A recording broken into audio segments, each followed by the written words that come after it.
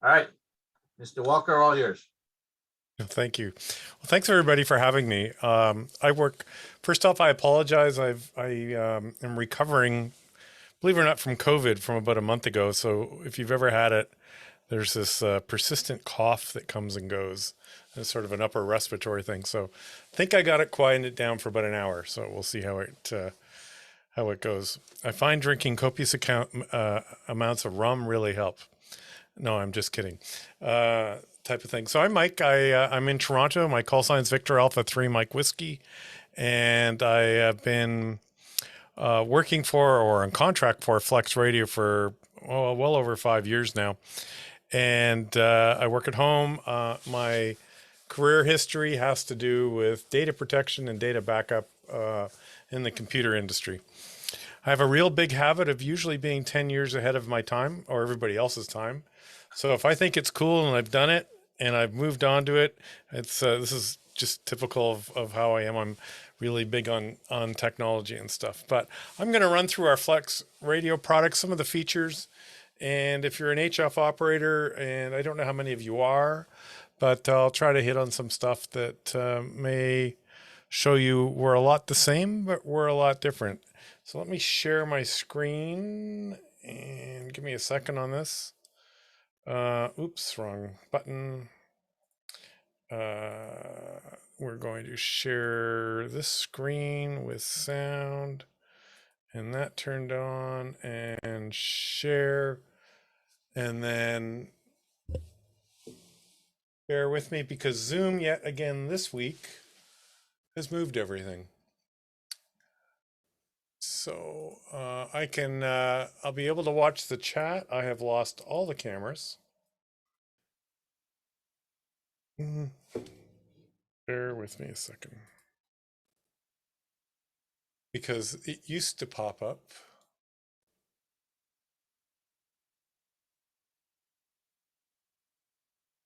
Somewhere. That's pretty funny. So I don't even get the preview screen that was there a minute ago. And I would really prefer to have that. Is it underneath here? No. And I'm just going to shrink my presentation for a minute. I don't want to do that. And I just want to do something else. It's not sitting over here. Huh. Okay, well, I guess we'll go on.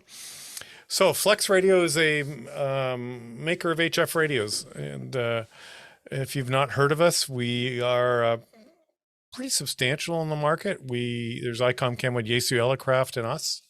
I don't know who has how much of market share or whatever between all of it, but it's all pretty even. I did find it interesting going through the vendors that are showing up for Dayton in 2 weeks, 3 weeks, that Kenwood will not be there. So that was a big surprise. So what can you do with a Flex Radio type of thing that you can't do with or anything on HF? Well, you know what? A Flex Radio is just like any other HF radio. We got a 100-watt radio from 160 through 6 meters. We can do contesting. We can do rag chewing. You can be an Elmer. You know what? It's a great Elmer radio because you have this waterfall. And I wish I had that when I was a kid and someone was really trying to teach upper sideband and lower sideband and bandwidth because you can visualize it. We can work with all digital software, WSJT. I heard somebody mentioning they're having great success at FT8 and that made over 4,000 Qs. Good for you. And did I have the wrong graphic up? I did. My apologies, Steve. I'll fix that later. And where was I going with this? We can still integrate with all the stuff that's out there. And if you're familiar with computer aided transceiver or CAT, how we interface software programs to the radios, we do that well. We use actually the Kenwood format that makes it very easy to do. We have people using the Flex radios for satellite work. We have people using microwave work. We have people writing software to work with our radios for special products, and they aren't a $5,000 radio. They aren't really expensive. Yeah, they're more than $1,000, but if you were to pick up one of the first entry models that came became available back 2013 or so, you could probably find one of them online for 12 or 13 or $1,400. And the good news is about that, you still get all the feature functionality we have available today. So that's pretty handy. So this is I take people right into presentations, so you have to hear this. So if you've ever worked at DXpedition and he's listening up 5, and this is in CW, you can see that on the left-hand side, this is a Flex radio, one of many interfaces, user interfaces to the radio system. This is called Smart SDR. I recorded this last week. And on the left-hand side is 8 Quebec 7 Delta X-ray in the Maldives, middle of the Indian Ocean, calling CQ and working people in CW. And in the over to the right where it's highlighted and my mouse is right here, that is where people are calling him. And if you've ever tried to work DXpedition in sideband or CW or even RTTY for that matter, you can actually see where the DXpedition is receiving, because I can see people calling him back. So this is about a 40-second video. I'm just going to play it. It's something I recorded earlier. We have some DX here on 15 meters, and this is 8 Quebec 7 Delta X-ray. I have my packet cluster spot there.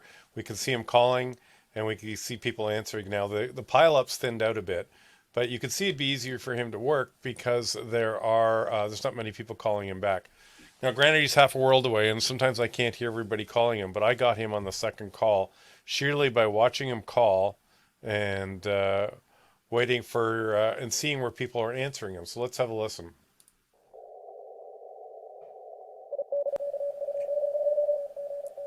And if we watch, we can see this guy's calling too often because he's doubling with him. Eventually, he may hear him if 8 Quebec 7 Delta X-ray's receiver is here, which is up about 1500 hertz. Now we don't see the next guy replying, which is unfortunate, but you get the idea. If they reply, you'll see them. As an example, if someone replied, if this was the guy he was working, we could just double click our mouse and move over there and have a listen. And we could set this up in stereo so that we'd have the DXpedition on the left and maybe the masses on the right. So let's go back, see if he actually gets this guy.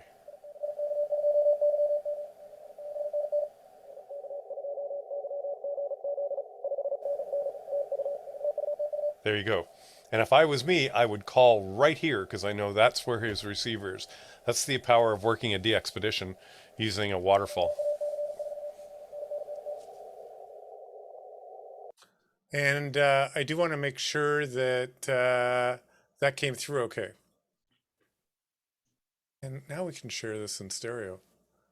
Still can't find my video. And that plays twice for some reason. All right, so what is this? What is an SDR radio? SDR is, believe it or not, a technology. It's a build technology. While we call a lot of radios software-defined radios, they are, it's just the way they're built, and we're using software to demodulate everything. But in truth, all the radios today are direct sampling. Meaning, not quite all of them, but where we take all the RF energy in the antenna port and we immediately break it down. And I'll talk more about that later. Now, this was a chat that I was following on another group on a very brand new direct sampling radio, and how they use this to listen to 2 signals on 2 different bands on the same antenna. And it was a big rigmarole. You actually had to make sure that on one receiver, because this radio has 2 receivers, was the highest band, like on 20 meters, and that the sub receiver or the second receiver was lower down, and it couldn't be the other way around. You couldn't have 40 as your main receiver, and maybe I was wanting to listen to 20. And I thought that was a bit unusual. But having spent some time looking at their how it was built and their architecture, it made sense. So I took this over to our Chief Technical Officer, Steve Hicks, N5AC, and I said, Steve, this is really weird. And so Steve came back to me with this long email, but essentially he said back in 2013, when they were designing the product called Deep Eddy, which was the code name, it took them forever to work through this user algorithm. It ended up being 11,000 lines of programming code because they wanted to make it simpler for our users.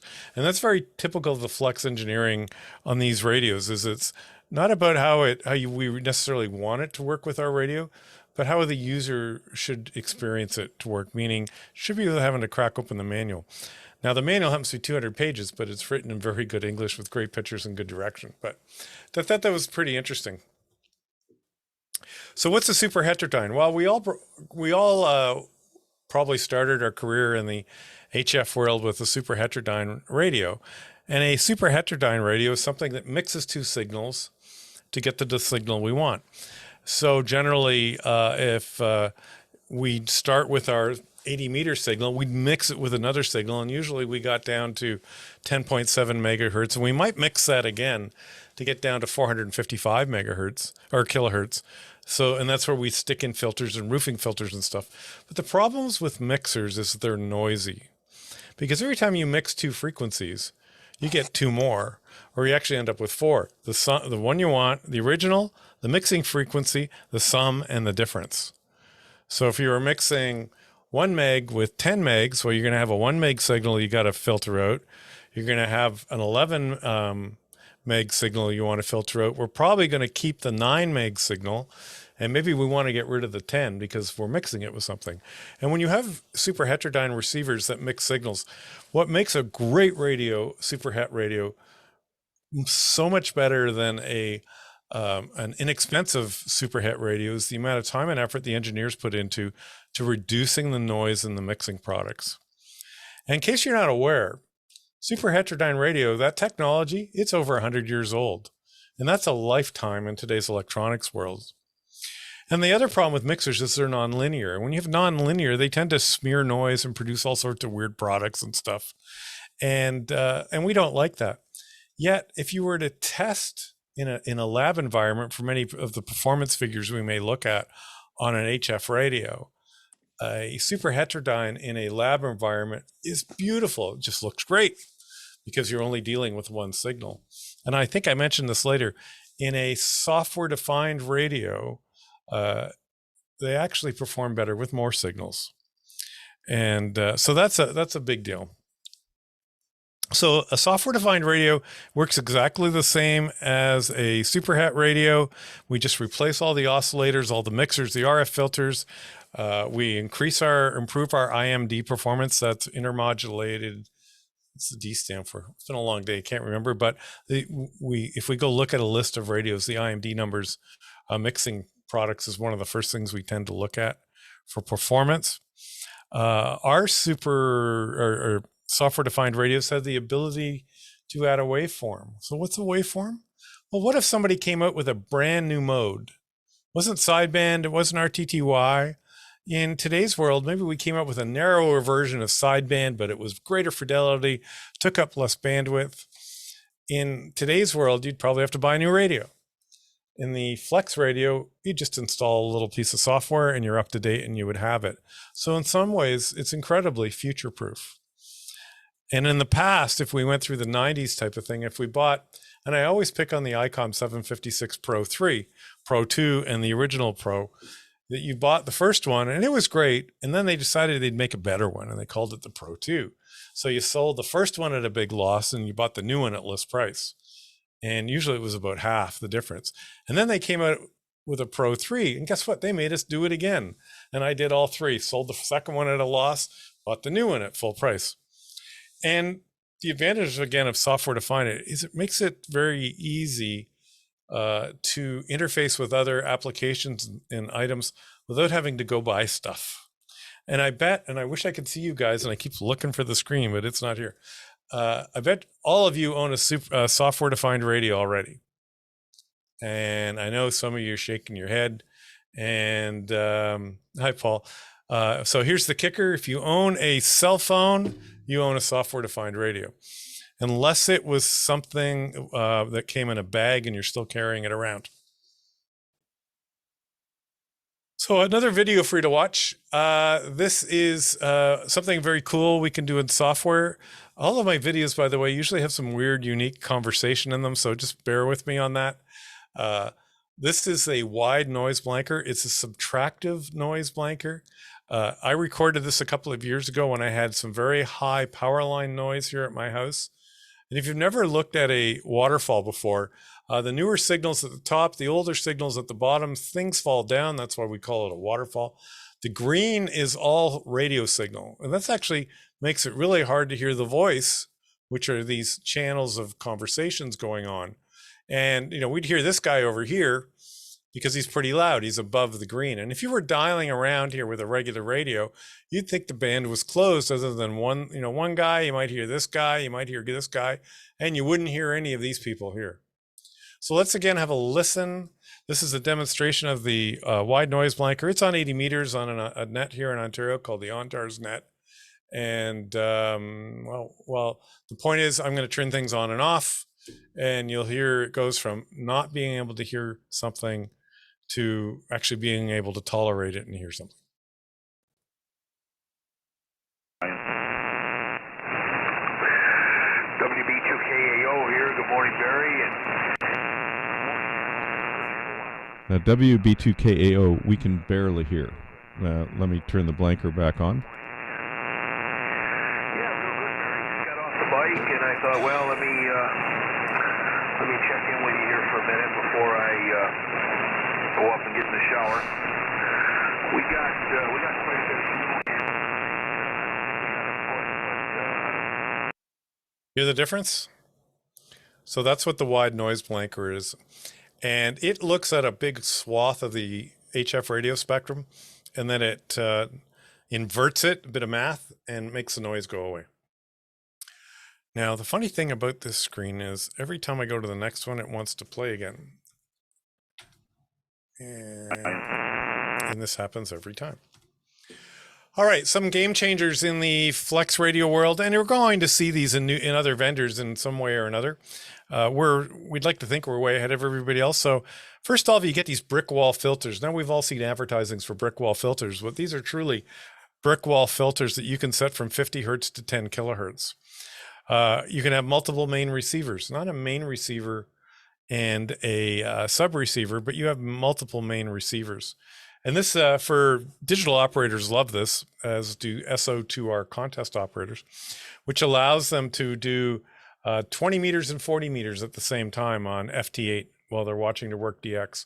Or if you're a big 6-meter operator, as we get into that season more, we could have one session of FT8 set up on 50.313 for the North American DX, and then another one open on 50.323 for the European DX. We use the same antenna, the same radio, very easy to do. Something I'll talk about in a couple of more slides is controlled envelope single sideband, which gives you the equivalent of 3 dB more RF power output. I'll talk about the AGC a little later on when I go into a demonstration about lightning. And one cool thing with FT8 and RTTY or digital modes where signals are really close together, I have easily copied FT8 signals down to -20 that were only, let's say, 100 hertz away from somebody that was +17. So you've got an incredibly strong signal right beside an incredibly weak signal, and I can differentiate the difference. And if you're a serious contester or you're in some close, tight conditions like field day, we have built-in bandpass filters in all our radios except the older 6300, which really help for RF isolation. So a few terms. We have a slice. Well, a slice, that's just a receiver. It's a slice of the radio spectrum, but some radios have 2, some have 4, and we have one radio that actually has 8 slices. And yes, you can figure out what to do with 8 slices. The spectral capture unit is a piece of electronic hardware that the antenna connects to. And consider that your eyes are your spectral capture unit. They capture what we see and feed it into our brain. And of course, we use our eyes to see a whole bunch of things, but we also use them to focus on something like we're reading. So as I mentioned, radios have one spectral capture unit or 2. And when you have a radio with 2, it's like having two HF radios on your desk, except it's in one box. I could then have an antenna hooked up to 80 meters and maybe my tri-bander on 20 and using both at the same time, possibly listening to some guys rag chewing on 80 while I'm dialing around looking for some DX on 20. The radios with one spectral capture unit have two antenna ports on the back of the radio, but it's an A/B switch. You can either use one or the other. So that's a big difference. Field programmable gate array. Well, I probably never heard that term, but let's just call it one of the couple of computers in the radio. It's an incredibly fast computer. It does computations faster than anything you own. The client is the part you and I use. That's the blue screen I showed you earlier. Computer-aided CAT, CAT, CAT is exactly what we've probably used before for any radio we have if we're interfacing our logging program to our radio. And DAX, Digital Audio Exchange, replaces all those physical sound cards. It's a computer program, but it emulates sound cards, requiring you not to go out and buy things like signal links or any other hardware sound card device that you'd purchased before. So this is a receiver slice. And by the way, our radios are on the entire HF spectrum from about 30 kilohertz to 54 megahertz 100% of the time. So you can have a slice, say you have a multi-band antenna like an end-fed half-wave G5RV or a nice HF6V vertical. You can have receiver slices open all the way through the HF spectrum on one antenna. So you can be on 6 meters and 80 meters at the same time. And there's pretty sure nobody else is doing that. Maybe the Anon is, but we make that somewhat easy to do. In this example over to the left, we have two receiver slices. We have this slice up here, and I can't even tell what frequency. Oh yeah, it's on 20, 14035. It's in the CW portion, probably a contest going on. And then on the bottom, we're on 40 on probably a different antenna system. Who knows, but just a bunch of flexibility that way. So the client is the part you and I use. It's the thing with the knobs. Sometimes they're physical knobs. Sometimes it's a mouse. We have the Smart SDR for Windows. That's the part I showed you before. We have clients that run on Macintosh made by Dog Park SDR and DL8 MRE called Smart SDR for Mac. And we also have clients for the iPhone. Just excuse me for a second. Because you can actually run a full station on an iPhone or an iPad. And if you've been watching Flex over the last 10 or 15 years, in the early Flex days, the computer was half the radio. You had to have a big, powerful computer. Today, that's not the case. The computer's about 95%, the radio is about 95% of the radio. And the computer, whether it's a real computer or an iPhone, it's the part you and I use, it's about 5%. But because of that, we don't sacrifice any feature functionality. Smart SDR for Windows is the basic radio client. Most of our clients run on, or most of our users are on Windows. Works with all our 6,000 radios, series radios. There's a 6300, 6500, 66, 64, and 67. And you don't need anything special for a computer. Pretty much anything you've bought in the last 3 to 5 years are fast enough, and all of those are good enough to decode digital programs like WSJT, FLDigi, etc. Now I want to take a minute here on the Maestro. And the Maestro is not a small device. And I remember the first time I saw one back about 2015. It was unveiled at Dayton, and it was like this big, and it is this big. I've got one sitting beside me. And I said to Gerald Youngblood, the chief executive officer at the time, who's now retired, Gerald, I'm so glad you didn't make that small. It's got a huge 8-inch display on it, bigger than every other radio out there. Everybody else usually uses 7. And it sits on your desk. You can connect a whole bunch of things to the back of the radio, from speakers, keys, foot switches, headphones, etc. And the beauty of this, because it's Ethernet based or LAN based, the radio doesn't have to sit on your desk. It can sit underneath your desk. It could sit in the next room, or it could sit half a world away. And as long as you've got internet, you can talk to it. Every Flex radio out there is ready for a contest. And if you've ever worked a big contest like CQ Worldwide or WPX and sideband, you'll understand that this is where radio receivers are made and failed. All of these are quite capable of surviving one of these contests. They don't suffer from AGC pumping. I hear what I want to hear. I can make my filters really narrow. And even if there's a loud guy right beside me, the odds are I probably will not hear him. We also do something called multiflex. More on that in a minute. Bandpass filters, I mentioned that already. And I'm going to talk about this right now is the ability to control external devices just by plugging an inexpensive cable into the back of the radio. So that could be say you have a KPA 500 and you want it to follow your frequency. It just takes one of these cables and the cable from Elecraft, one little converter, a null modem gender bender actually, and it's done. So, and these cables are ones you can actually find on Amazon if you choose to. They're USB to RS-232 device cables, and they only have to be the FTDI chipset, which is pretty common. I'm going to send this presentation out. You can learn more by clicking on the link at the bottom of the document or the page. So I mentioned control envelope single sideband, and if you've not heard of that, it's a significantly better automatic gain control in the transmitter RF section of the radio. And that allows you to drive the radio to 100% of RF power with no overshoot, no distortion. And it essentially gives you 3 dB or if not more talk power. Now, this makes my 100 watts sound like 200 watts, or it makes my 1500 watts sound like 3000 watts. That's what 3 dB more means. You can read these articles as the article by David Hirschberger, W9GR, and it's it was published in QEX. You can click on the link later and have a read of it. And there's also a video at the bottom by David, W9GR, explaining exactly how it works. And it's actually fascinating.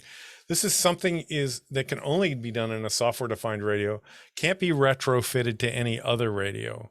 The code, by the way, is in open source, so other vendors are able to take care of it if they choose. So all the Flex radio architecture connects to each other by using the Ethernet. And this is a huge improvement over the antiquated RS-232 technology that really came out about 1961. And in RS-232 is really a one-to-one or peer-to-peer communications method, making it incredibly limiting.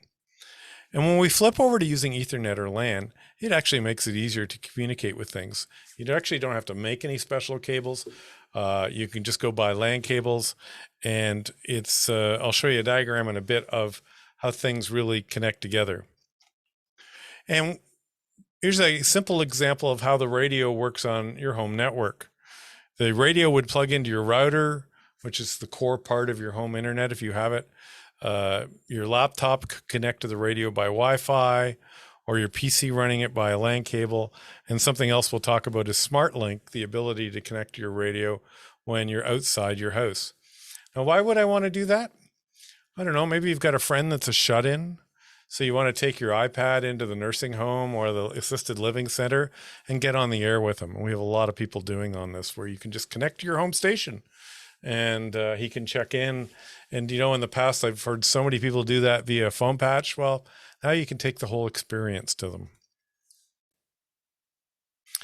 I've talked a lot about CAT, and this is a great feature because now we can have multiple programs at the same time communicate with the radio for frequency and band information. We may not be using them all at the same time, but the beauty is the way this is set up, you only have to set it up once.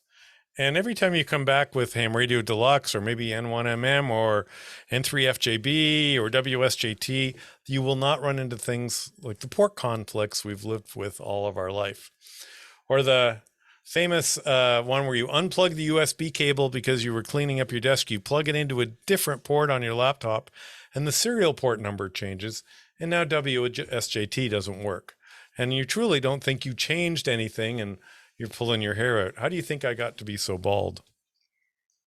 I won't spend a lot of time on SO2R, single operator 2 radio, which is a contesting mode, but I will show you a little of the highlights.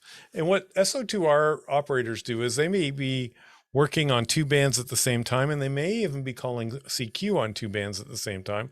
What's called dueling CQ, 40 meters, 20, 40, 20, or calling CQ on 40, 40, 40, while dialing around on 20 and listening for maybe a new station. And because the radio does something called full duplex, the ability to listen while transmitting in the 6600 and 6700 series, I can actually be calling CQ with a voice keyer on 40 and receiving through the equipment on 20 at the same time.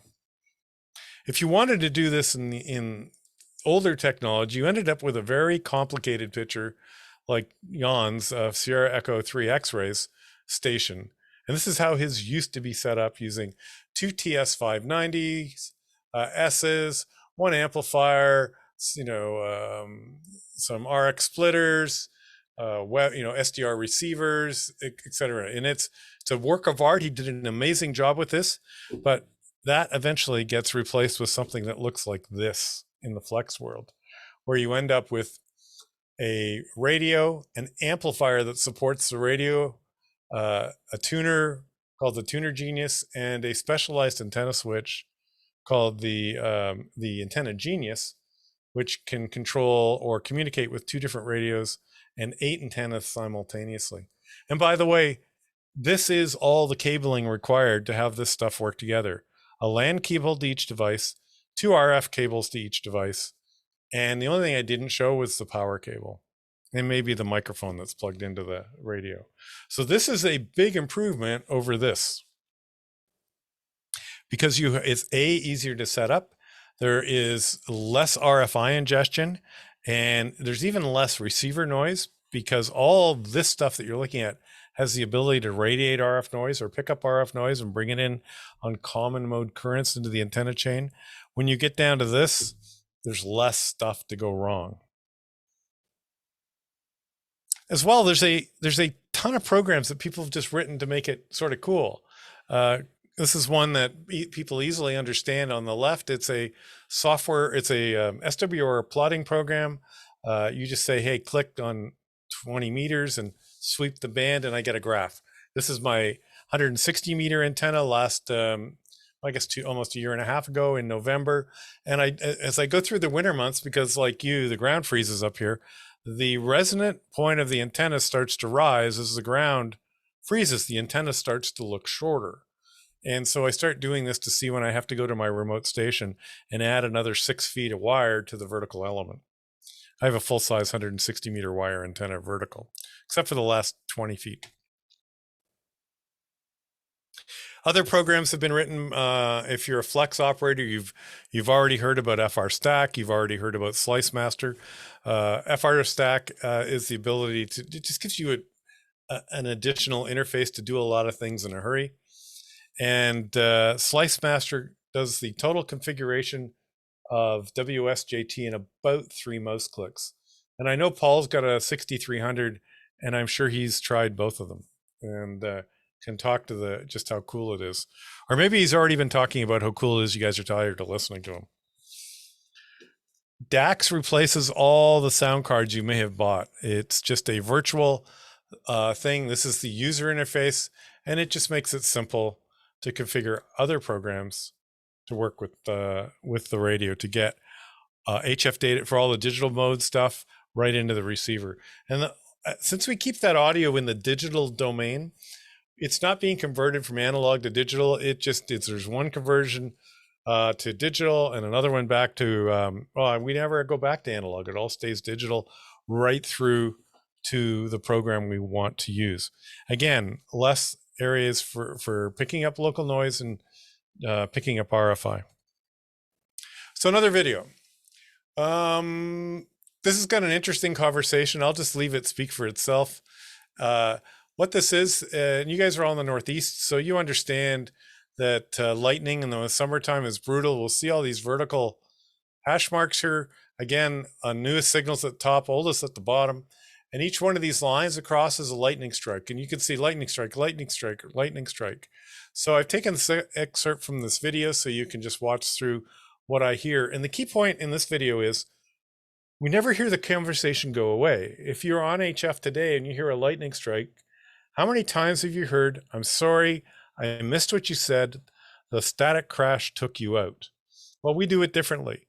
And we have an AGC, automatic gain control, that clamps the receiver or turns off the gain in about 10 milliseconds. And then once that high energy noise goes away, we turn it back on in about 10 milliseconds.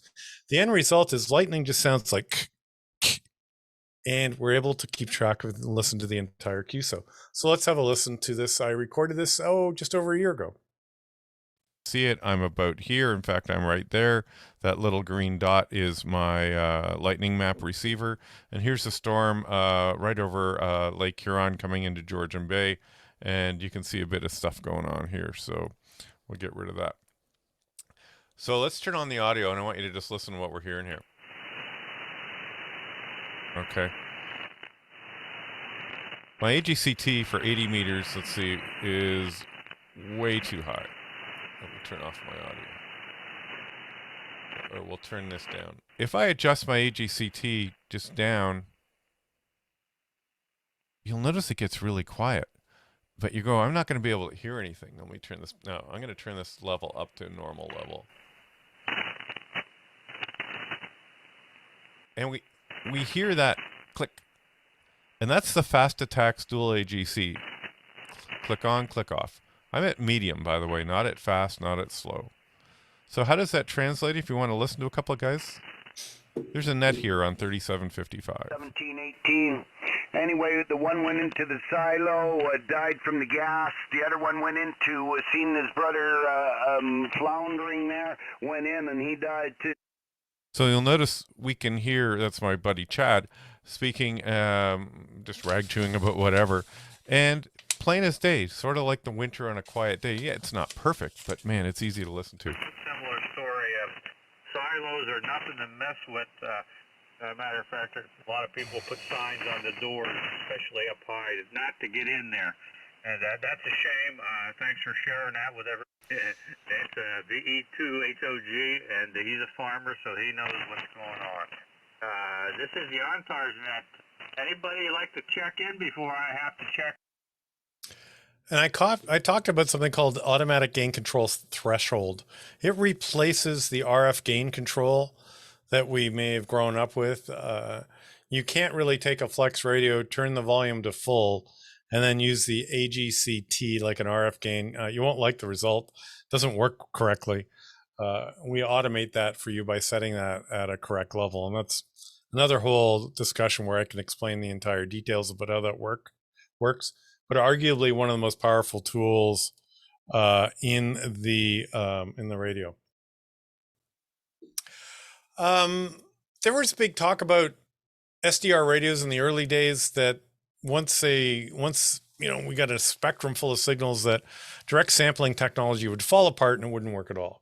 Well, the point is they lied. We didn't lie. They had it wrong. And I'd like you actually to, when you get that copy of the presentation, watch the video here by Gerald Youngblood explaining how exactly it works and why the math supports it while it's actually better. So I mentioned earlier that the ARRL and many people do radio analysis performance tests based on a lab, which is one signal. And SDR radios work really well, superhet radios work really well when you only have one signal to test. SDRs want more. So if we could actually figure out a way to do that same similar test with multiple signals on the band, you'll see the performance numbers would be better. Now, we already know this because we can hear the difference, but people like facts and stuff, so you get the idea. We have to come up with a better way, and we've discussed that with the ARRL. And I actually mentioned earlier about the dynamic range, the ability to copy weak signals right beside loud signals, incredibly powerful in digital modes, including RTTY, FT8, etc. All right, another demo, another show and tell. This is just a recording I did a couple of weeks ago on satellite. I have a Flex 6600. It's got two transverters hooked up, a VHF one and a UHF one. The satellite's RS-44, which is a a higher orbit bird, and we get passes if you've never done any satellite communications that last about 20 minutes. Again, the top is our receiving area. We won't worry about the bottom, but we'll listen to a QSO. And things you can watch for, set up with the automation is, by the way, this signal over here is called the Batwing. It's the telemetry off the satellite. And we're going to set up, there's some CW right there on a conversation. And the computer program, in my case, I was using SAT PC32, ensures that the receiver stays on the right frequency without having to worry about the Doppler shifting due to the satellite moving through so fast. So again, here we go, another show and tell. And I guess it's something you need to do, but boy, you hate to do it. Oh, there goes that new radio, Peter. Probably about 5, 6 of them, Jeff, over. Roger that. And I was just thinking, I'm doing a lot of part-time work, and I'm thinking maybe I could afford that 7300. But with the roof coming, no, not this year. Okay. I'm surprised you don't have one already. I've got an old IC7410 that I really like, and I've got a 994A here, and I'd actually assume it's affordable. So another one of you get the ideas. Come on. So I talked a bit about SmartLink and remote operation if you ever wanted to go down this path and have the ability to connect to your radio from some other place or build a remote station, you'd have to know some networking. You'd have to understand port forwarding. You'd have to understand static IP addresses or dynamic addresses and how to deal with them. You might need a VPN and all of these things. Well, we took care of all that for you, and setting up a remote connection to your radio is pretty painless. A couple of steps. It works well. And it just, it's we make it really easy so that you do not have to have a network degree to understand exactly what's going on.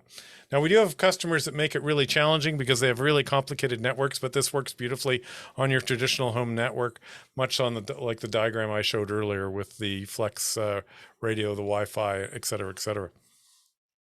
And this also works from a PC, from your phone, an iPad, or even the Maestro, which will connect and call your radio directly.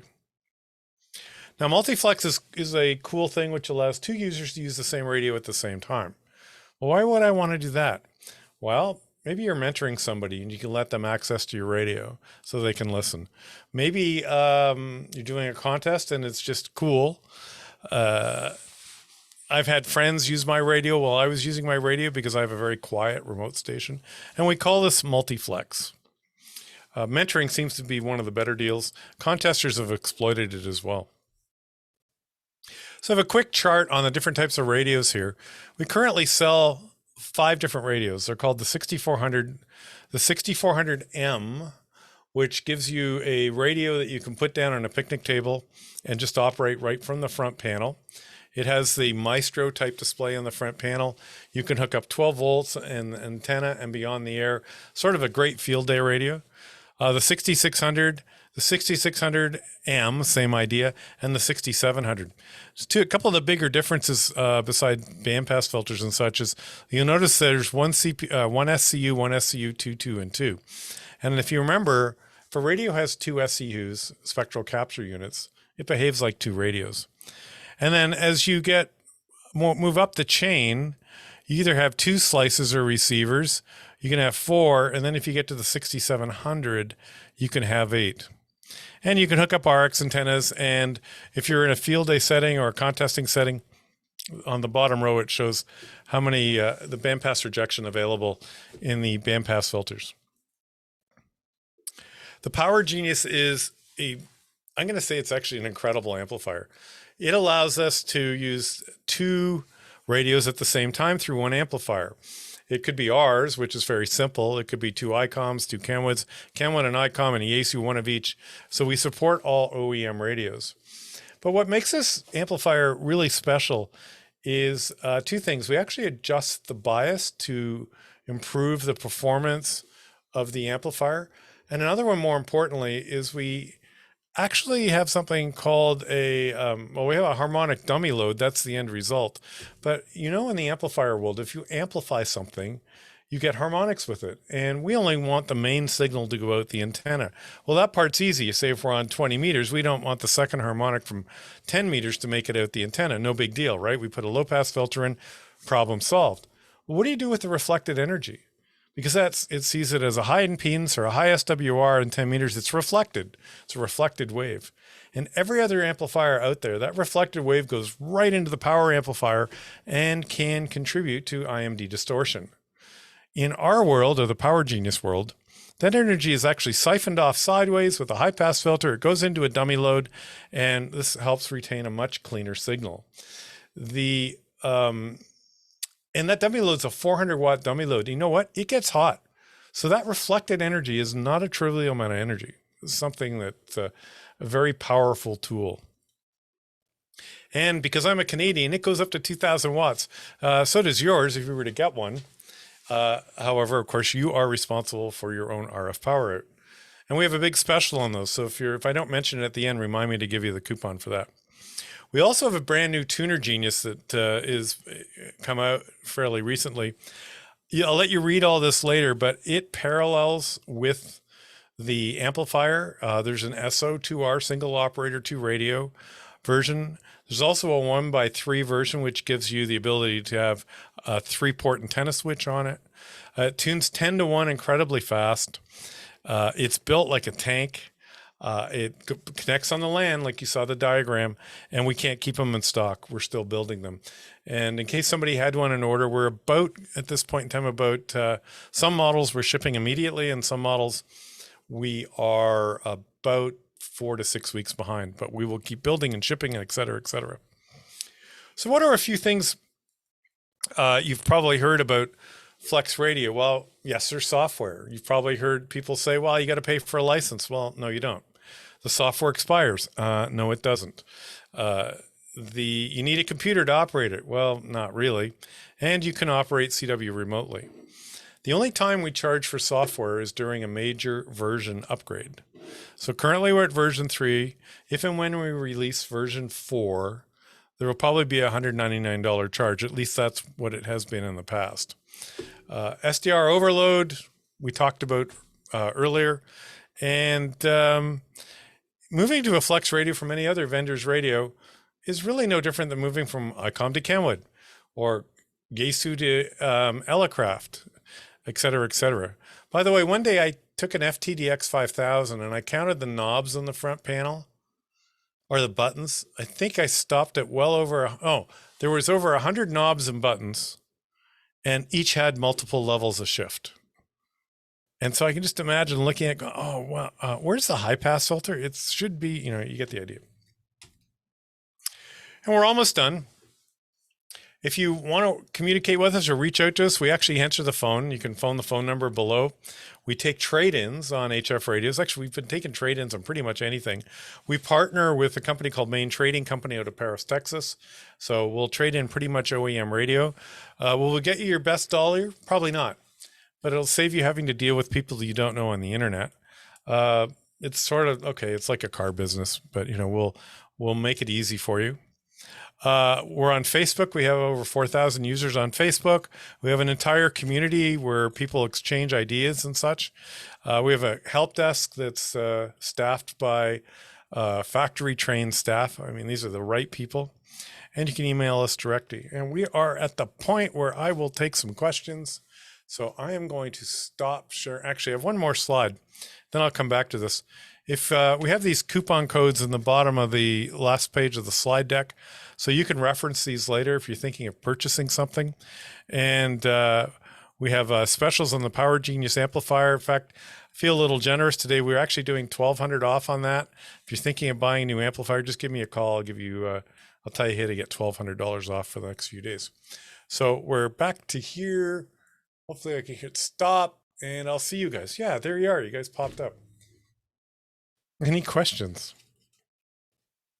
There's a lot of information in a hurry, so Hi, Andrew. Hey, the Mac client, how much of a compromise does one make sticking with Mac rather than going to Windows? I'll be honest. If you're on a Mac in the ham radio world, you'll be in an uphill swim for a while. The good news is the major things are starting to show up. 90% of today's ham operators still use Windows. So 90, most of the stuff's on Windows. It's been done multiple times over. In the user interface logging, I love the logbook that Dog Park SDR has done. It's phenomenal. It's got beautiful integration, packet cluster, moving maps. It's just really cool. Smart SDR for Mac and iOS have built-in RTTY and FD8. So you just bring it up and you're on the air. You don't have to worry about configuring things. And then you sort of have to be a bit creative if you want to try running your own Mac version of WSJT, because then you have to go get NDAX and CAT, install it, and configure it on your own. So impossible? No. It's a learning experience, as they say. So you can always give it a try. A lot of the cool tools, like I think CW skimmers are starting to show up for Mac now, which is nice. So that's handy. If you're a contester, by far the best 2 logging programs are still Windows-based, maybe 3. I use N1MM, others still use WriteLog, and there's a third one whose name escapes me. I've never tried, but for free, I have to admit N1MM, it's more than I can ask for. So I have great politician answers. Anybody else? Hi. Oh, Andrew again. Go ahead, John. No, go ahead, Andrew. You're on a track. All right. CW through SmartLink and Maestro, how does that work? What an excellent question. In the Maestro, there's a WinKeyer emulator. So you can send CW, plug your key in, and away you send. And one thing you can't do, even on a LAN, is send the elements over the LAN. Let's say, if you know enough about RS-232, what if I made DITs, clear to send, and dashes DTR, and just toggle those levels on an RS-232 port, emulate them over, and decode them on the other side? Does it work? Technically, it works. Does it really work? Not a chance. It sounds really weird. The spacing's all off because an internet communications is not consistent. It ebbs and flows. So how do we do it? We have a WinKeyer emulator in the Maestro. You plug the key into the Maestro, you start sending. The emulator actually decodes the CW. So, hey, there's a C, there's a Q. Sends the C and the Q to the radio over the LAN or Ethernet or SmartLink. The radio's got a WinKeyer emulator in the actual physical radio. It says, oh, there's a C, and sends it. Works really well. But if you ever are looking for something to anonymize your fist, this does it. Because, you won't be able to find your friends that it's just impossible. That part is truly impossible. If you are local to the radio's on your desk and you plug a key into the back of the radio, you have a proper iambic AB keyer. Yes, your fist is your fist. So that's the difference. On a PC, I don't want to call it a hack. We didn't write this, somebody else did. Essentially the same thing. You buy where's one? A little WinKeyer cable emulator with USB on it. You plug your paddles into it. You run a piece of software on the PC that does the same thing. It listens to the decoded elements, sends it over to the radio, and the radio sends it. So yes, I'm always about a character behind reality. It doesn't seem to, of course, it doesn't it's not so bad on rag chews. I'll be honest, if you're a full-blown 30 to 50 words a minute QSK, full break-in operator, you won't like our radio.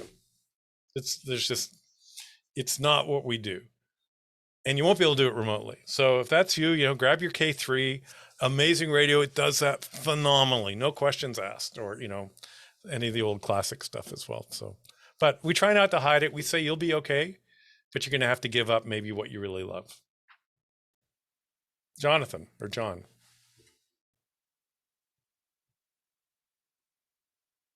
Thanks for coming to our group this month. We're always searching for a topic. And since I bought your radio, which back in December for Hanukkah, I've been, I put my 991A up on the shelf for VHF.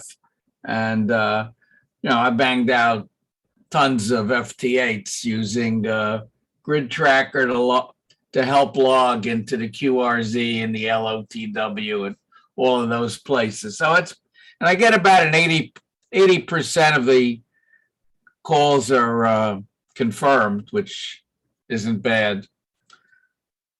My question is, when I want to use, I have right now I'm using a Tunematic to tune a screwdriver antenna. Okay, so if I have a little RM linear amplifier to give me a boost up to maybe 200 watts at the most, because the screwdriver antenna isn't too far from my head.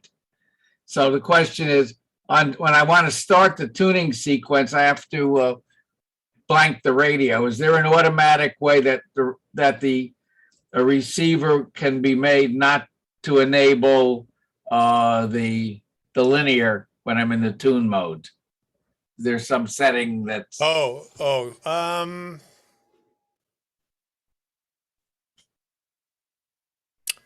yeah, it's not an uncommon question, and I'm trying to think. There's probably no way we do it easily.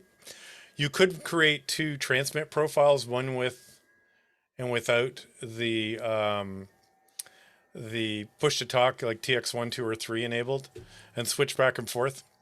Is probably the best way. Well, I can just move my hand up there and flip the switch on the linear. That's as easy as easier than flipping profiles on the radio. I think there is a switch within FR Stack. I mentioned that program that probably says disable TX1, 2, or 3 while in transmit type of thing. Yeah. That's where I would look. I would ask in the community as well. And okay. You can recognize the good answers in the community because A, they'll say Elmer, or B, they actually took the time to answer you with some details. And so for the rest of you, have you ever seen Grid Tracker in operation? Oh, yeah, I love it. Let me share, because while you were talking, Can I get a quick question while you're setting that up? Oh yeah, go ahead. Are there multiple antenna ports on the back of the tuner? So on the SO2R tuner, there's one for, there's an A and B side because it's a single operator 2 radio. But on the 1x3, you have 3 antenna ports. Thank you. And yeah, it's all set up. I just have to I got it set up earlier. And if you've never seen Grid Tracker, so Grid Tracker is grabbing all the current, I'm going to go finger quote QSOs going on. This is on 20 meters right now. And it's really cool to watch. It's quite dynamic. You'll see those arrows over the pond sort of disappear and redraw, and new ones come up. And they do that when, it decodes between 2 different call signs. It says, hey, here's where we're communicating. If I was to call one of these guys, you'll see, I think it goes to red. And this is just one of about a dozen really cool things it does. I actually had it on 6 meters earlier because 6 was sort of opening for us into Gabon and stuff. All my friends could hear the guys. I couldn't hear the guys. It was annoying. But while I'm working, I'll leave this running, and it gives me a wonderful visual of what's going on in the world. Like I said, this is on 20 meters right now is what I set it up for. That's Grid Tracker. Well, by the way, I do 10 gig work as well. So I don't know if you can probably hear it every once in a while. 4 or 5 guys went out like half an hour ago. So, we're going to go do some 10 gig work. These are 10 gig rover guys. So we're all scattered around. I'm going, stay out for another hour. I'll come and join you. So anyway, amazing. These guys are shooting anywhere between 400 and 800 kilometers at 3 watts using 10 gigahertz by firing off water pellets, rain scatter. And they're doing 47 gig at the same time. You're nuts. Any other questions, gentlemen? Andrew. Well, yeah. I can also say that the knob count, as you were saying, Don has an FTDX 101 MP, which he and I were suffering over trying to get it to run on the WSJT. And So that's my Maestro right now. You know what? It's hard because it's backwards. These knobs, like volume knob, high low pass filter, volume knob for the second slice, high low pass filter, mic gain power or CW speed. You know what these two big knobs do? And the menus underneath here are really well laid out in case you wanted to change something. It's not, oh, I want to deal with, you know, audio. I just touch the audio and I get all my audio stuff. So it's really incredibly well thought out. I give them full marks for that. I think Andrew had another question. Yeah, just curious.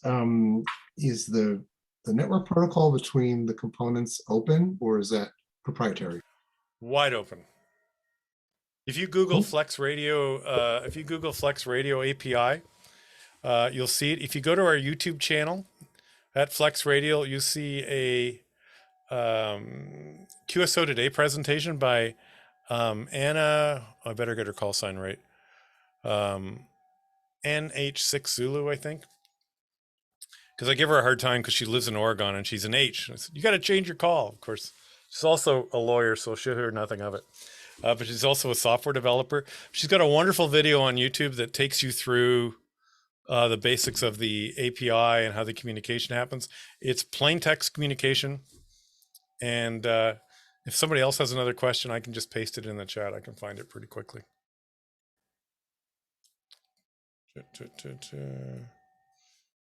No other questions? And then I always ask if anybody learned anything, or it was or did I put you to sleep? And yeah, it was an hour-long commercial. I apologize. There's in the chat for you, Andrew. Got a lot of thumbs up from. yeah, it was great. Yeah. I've had a Flex for years and I learned something. So there. What did you learn, Paul?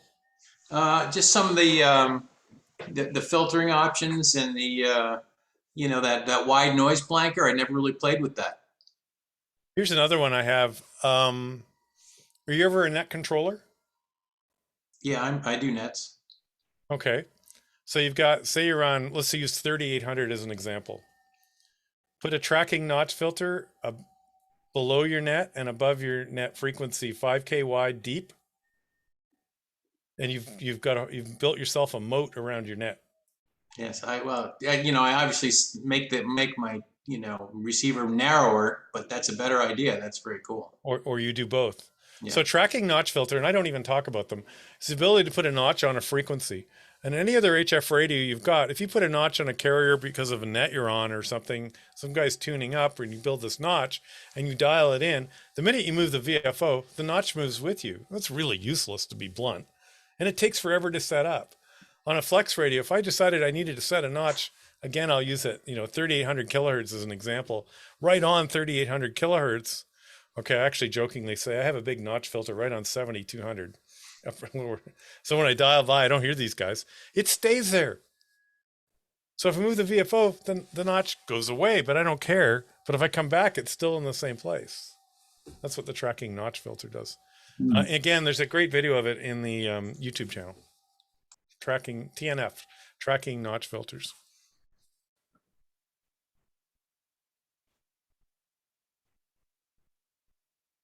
And where's I will fire off this presentation in the morning, and then you can share it. Just don't post it in a public area. You can post it in a protected area. And I hope you guys didn't kept you entertained for about an hour. Yes. Yes. Yeah, you just got to change that first slide. I don't know I know what I was thinking. I was doing 7 things at once. That's okay. Most of us are members of both clubs, so. How many cam clubs can there be in Stanford? There's one in Stanford, and Norwalk's like, you know, 15 miles to the east, northeast. All right. Well, I need to go talk at them next, so you'll have to get me in. Yeah, I'll hear you there also. Oh no, I'm not invited yet, but you can go ask to get me invited.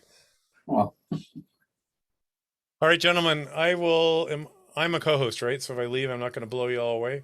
No. And like Jonathan said, Michael, thank you very much for the presentation.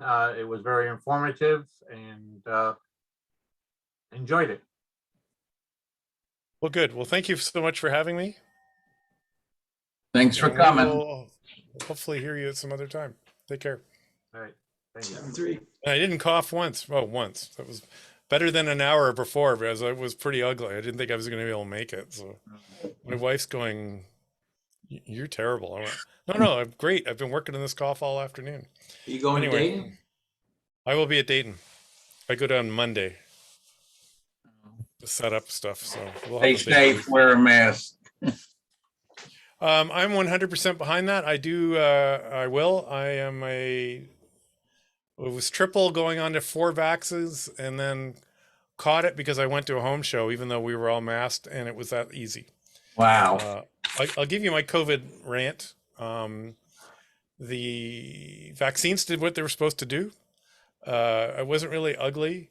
I do have a bit of a nagging upper respiratory. I'm an avid cyclist and stuff, and I was told not to start riding yet.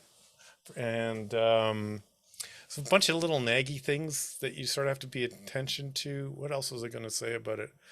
I suspect we'll all catch it at some point in time.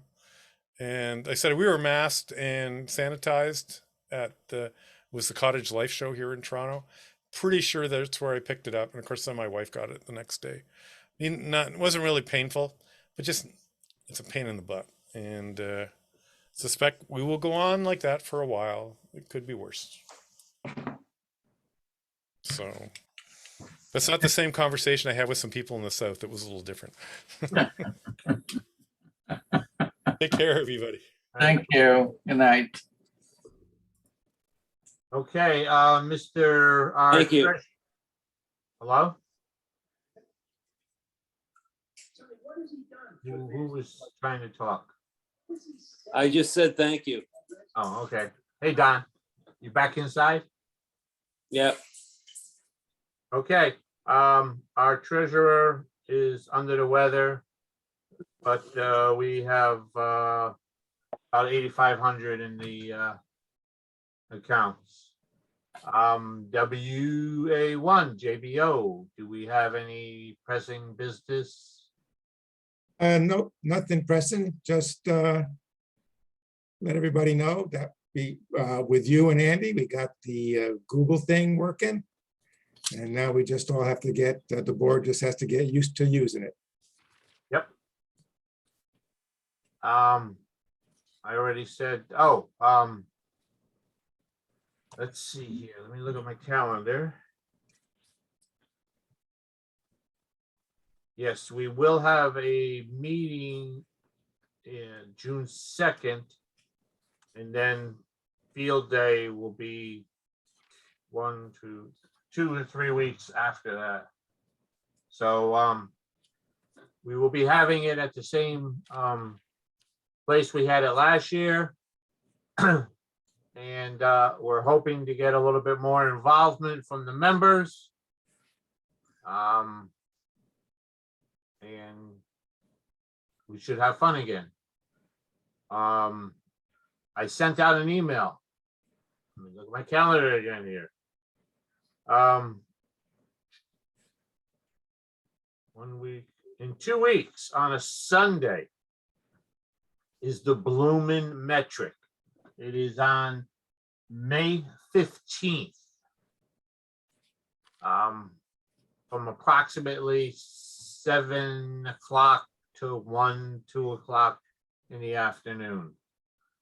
Starts out at Sherwood Island. A couple of us, Fred, Jonathan, Terry, myself, have partaked in it, helping out. Some of us have gone in what they call sag wagons, which are vehicles designed that run up and down the route. We bring our radio, we plug it into the cigarette lighter plug.